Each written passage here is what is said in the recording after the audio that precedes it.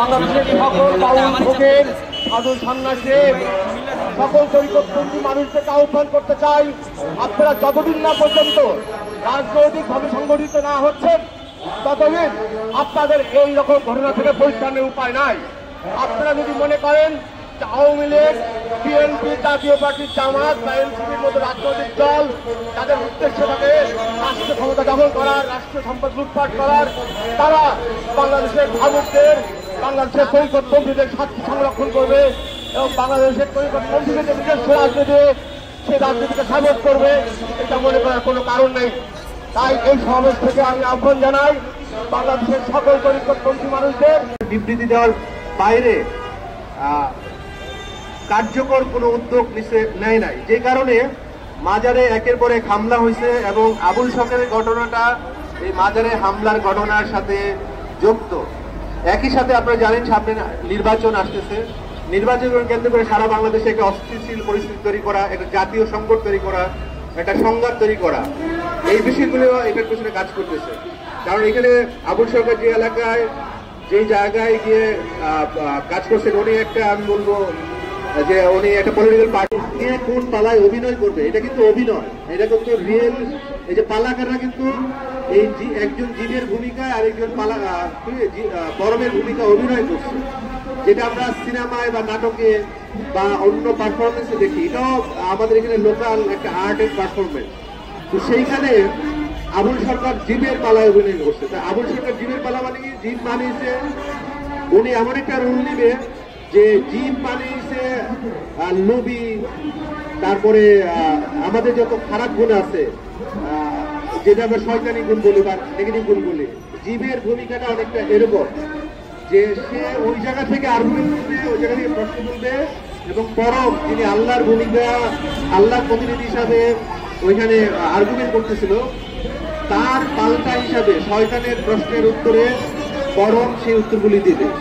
তো এটা আমাদের সাধারণ মানুষ শত শত বছর ধরে কিন্তু আমাদের গ্রাম অঞ্চলে এটা জনপ্রিয় এবং এইভাবে সাধারণ মানুষের মধ্যে অনেক সূক্ষ্ম বিষয়, ধর্মের যে সূক্ষ্ম, বলবো যে পুরোপুরি সতর্ক ছিল না, আর একটু সতর্ক হলে ভালো হইতো, কিন্তু তারপরে আমি বললি যে ওনার যে ভূমিকা ছিল জীবের ভূমিকা, সেই ভূমিকায় উনি কতগুলো প্রশ্ন তার বিপরীত পক্ষের যে পালাকার তাকে কেন্দ্র করে করছে। তো সেইটাকে ওই পরিপ্রেক্ষিত বাদ দিয়ে 5 ঘন্টার যে তর্ক বিতর্ক ওইগুলো বাদ দিয়া আপনার ছোট একটা ক্লিপ প্রচার করে যে উনি ধর্ম বিরোধী, উনি ইসলামকে অপমান করছে, আল্লাহকে অপমান করছে, এরকম করে যে ক্যাম্পেইনটা হয়েছে, তার ফলে সাধারণ ধর্মবাদ মানুষরা খেপে গেছে।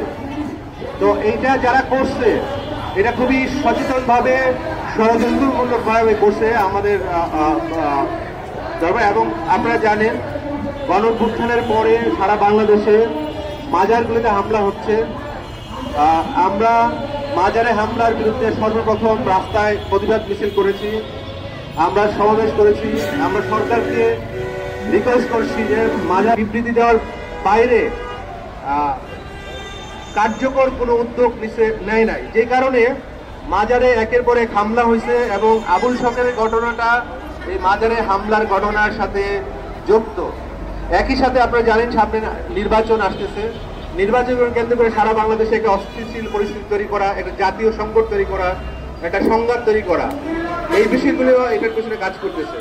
কারণ এখানে আবুল সরকার যে এলাকায় যে জায়গায় গিয়ে কাজ করছেন উনি একটা, আমি বলবো যে উনি একটা পলিটিক্যাল পার্টি, বলবো যে পুরোপুরি সতর্ক ছিল না, আর একটু সতর্ক হলে ভালো হইতো, কিন্তু তারপরে আমি বললি যে ওনার যে ভূমিকা ছিল জীবের ভূমিকা, সেই ভূমিকায় উনি কতগুলো প্রশ্ন তার বিপরীত পক্ষের যে পালাকার তাকে কেন্দ্র করে করছে।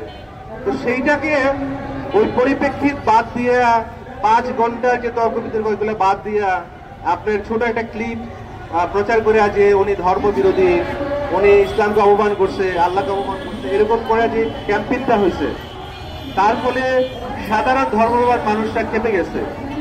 তো এইটা যারা করছে এটা খুবই সচেতন ভাবে ষড়যন্ত্রমূলক ভাবে করছে আমাদের ধর্ম। এবং আপনারা জানেন গণঅভ্যুত্থানের পরে সারা বাংলাদেশে মাজারগুলিতে হামলা হচ্ছে। আমরা মাজারে হামলার বিরুদ্ধে সর্বপ্রথম রাস্তায় প্রতিবাদ মিছিল করেছি, আমরা সমাবেশ করেছি। আমরা সরকারকে রিকোয়েস্ট করছি যে মাজার কে কোন পালায় অভিনয় করবে, এটা কিন্তু অভিনয়, এটা কিন্তু রিয়েল। এই যে পালাকাররা কিন্তু এই একজন জীবের ভূমিকায় আরেকজন বরমের ভূমিকা অভিনয় করছে, যেটা আমরা সিনেমায় বা নাটকে বা অন্য পারফরমেন্সে দেখি। এটাও আমাদের এখানে লোকাল একটা আর্টের পারফরমেন্স।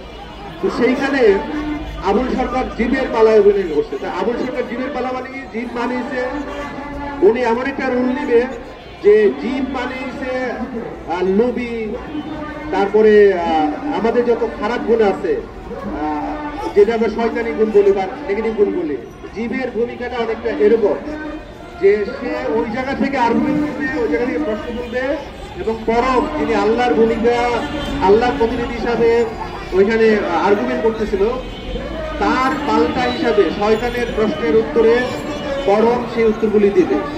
তো এটা আমাদের সাধারণ মানুষ শত শত বছর ধরে কিন্তু আমাদের গ্রাম অঞ্চলে এটা জনপ্রিয়, এবং এইভাবে সাধারণ মানুষের মধ্যে অনেক সূক্ষ্ম বিষয়